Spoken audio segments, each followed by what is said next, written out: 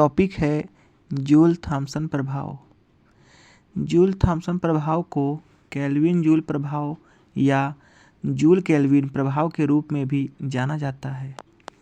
यह द्रव के तापमान में परिवर्तन है, क्योंकि यह उच्च दबाव क्षेत्र से कम दबाव की ओर प्रवाहित होता है।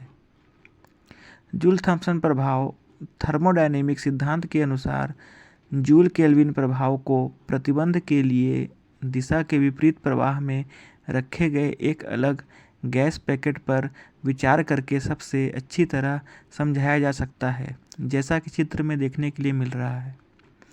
गैस पैकेट को पार करने के लिए अपस्ट्रीम गैस को पैकेट के माध्यम से ढकेलने के लिए कुछ कार्य करने की आवश्यकता होती है।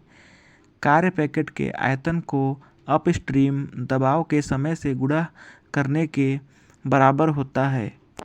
जैसे ही पैकेट प्रतिबंध से गुजरता है, उसे डाउनस्ट्रीम गैस की काफ़ी मात्रा को विस्थापित करके कुछ जगह बनानी पड़ती है।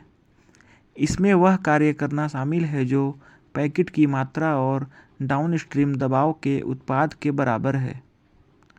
संपीड्यता के विभिन्न प्रभावों के कारण अपस्ट्रीम में किया गया कार्य वास्तविक गैसों के लिए डाउनस्ट्रीम में किए गए कार्य की मात्रा के बराबर नहीं होता। चूँकि दबाव को रुद्धोष्म प्रक्रिया के रूप में देखा जाता है, इससे पता चलता है कि कोई भी गैस अपने परिवेश से काम या गर्मी का आदान प्रदान नहीं करती है। आंतरिक ऊर्जा में किसी भी परिवर्तन को थर्मोडायनेमिक्स के पहले नियम का पालन करना ही पड़ता है। गैस के अणु प्रतिकारक और आकर्षक बलों के अधीन होते हैं, क्योंकि ये एक प्रकार की गति में होते हैं। जब गैस का दबाव कम हो जाता है, यानी अणुओं के बीच की औसत दूरी बढ़ जाती है, तो परिवेश के तापमान पर कई गैसों के लिए आकर्षक बल प्रभावी हो जाते हैं, जिसके परिणाम स्वरूप संभावित ऊर्जा में वृद्धि होती है। संपीड्यता के प्रभाव के कारण अधिकांश वास्तविक गैसों को परिवेश के तापमान पर डाउनस्ट्रीम में अधिक काम करने की आवश्यकता पड़ने लगती है। अर्थात जब गैस प्रतिबंध से गुजरती है तो आंतरिक ऊर्जा का मान कम होने लगता है। इसे सामान्यीकृत किया जा सकता है।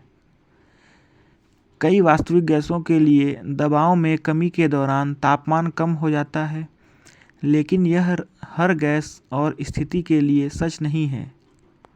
यह प्रक्रिया एक प्रकार की विलगित तंत्र वाली प्रक्रिया है, जिससे पता चलता है कि एंथैल्पी का मान परिवर्तन नहीं होता है। एंथैल्पी स्थिरांक को बनाए रखने के लिए आंतरिक ऊर्जा कैसे बदलती है, इसके आधार पर किसी भी गैस के लिए तापमान या तो घट जाता है या तो बढ़ जाता है। ये था जूल थॉम्सन प्रभाव।